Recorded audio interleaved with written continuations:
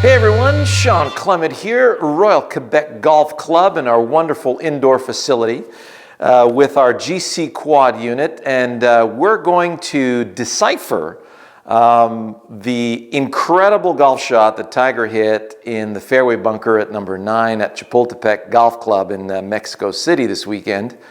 And this is one for absolutely the record books, because it annihilates so many theories that us teachers use to describe golf shots. And the fact that he was able to pull that off in a one-shot deal is off the charts. I'm so glad Tiger came back to show us once again the ability of creating golf shots is off the charts. So it starts off with he's in the bunker, he's looking at a tree right between him and the flagstick, and he's thinking, all right, I need a pitching wedge to get over that tree. And he realizes, hey, there's OB on the right-hand side. If I hit a limb, go OB, that's no good.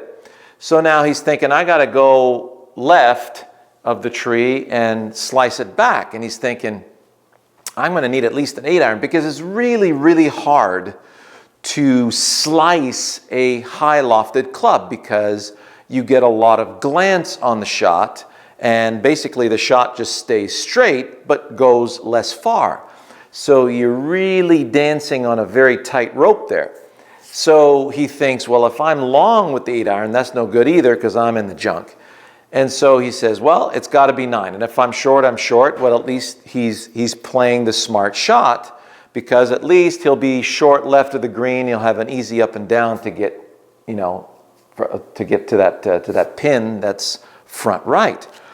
So you look at how he settles into the shot, and you look at the alignment that he has. He's literally 45 degrees to the left of that target, because he's got to open the face so much.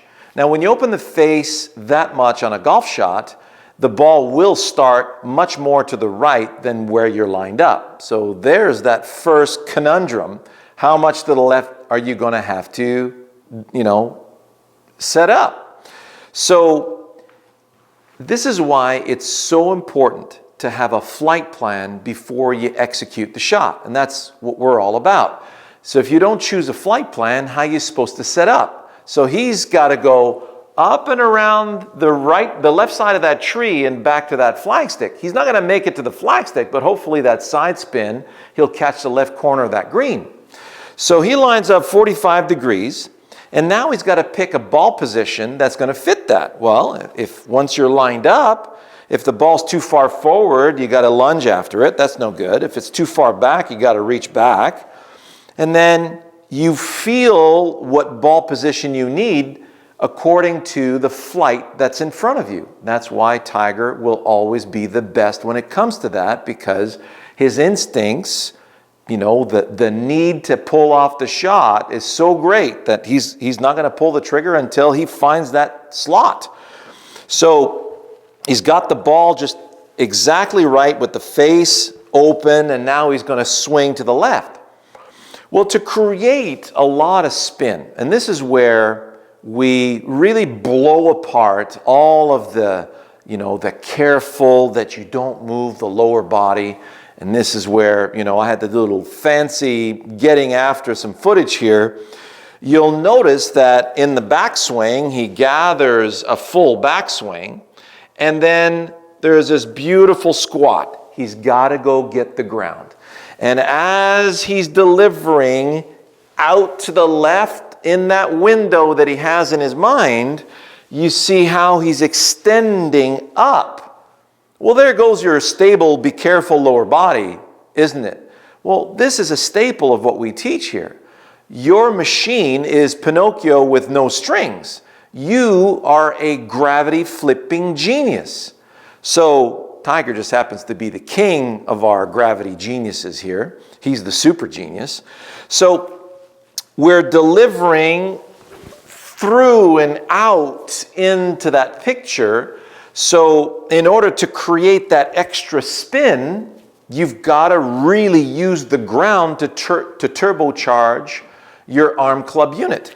So if I only had one arm and I'm using this one arm machine to cut grass or skip sand, there's my sand extricating machine.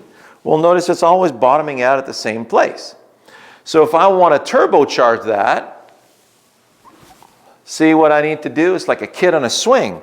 You compress on the way down, and as you're coming down through the bottom, you extend as you come up, and it turbocharges the swing. So the kid on a swing can go a lot higher, a lot faster. And you could also interrupt that if you go against it. So because we're gravity geniuses, we have a picture, we got a ball position, a club face, a distance to ball, and a level that allows us to deliver the ball in the direction that we want with solid contact. So once Tiger is set, he thinks, yep, this all fits, then it's delivery time, right? So nice gathering, and then a nice delivery into that picture. And because, you saw the finish, he really had to brush across that ball, and that's why you have that helicopter finish.